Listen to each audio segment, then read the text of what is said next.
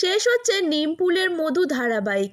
তবে এই ধারাবাহিক শেষ হওয়ার পর আবারও নতুন ধারাবাহিকে ফিরবেন অভিনেতা রুবেল দাস। অভিনেতা রুবেল দাসের বিপরীতে নায়িকা হিসেবে থাকবেন জনপ্রিয় এই অভিনেত্রী।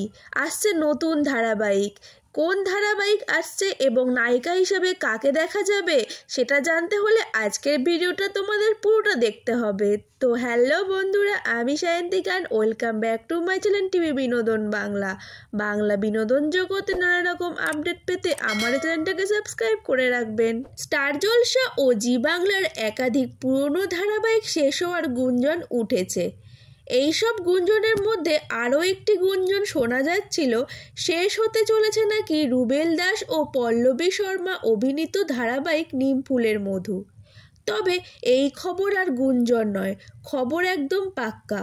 আগামী মাসের মাঝামাঝি শেষ হবে এই ধারাবাহিক।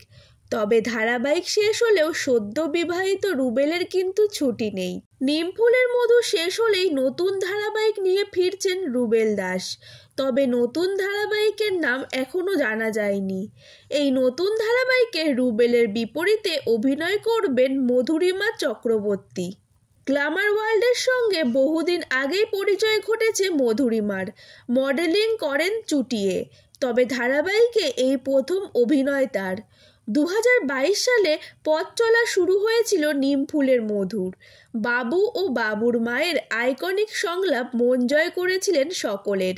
এবার শুধু দেখার অপেক্ষা পর্ণা সিজনের মতনই নতুন এই জুটিকে দর্শকরা কতটা ভালোবাসা দেয়।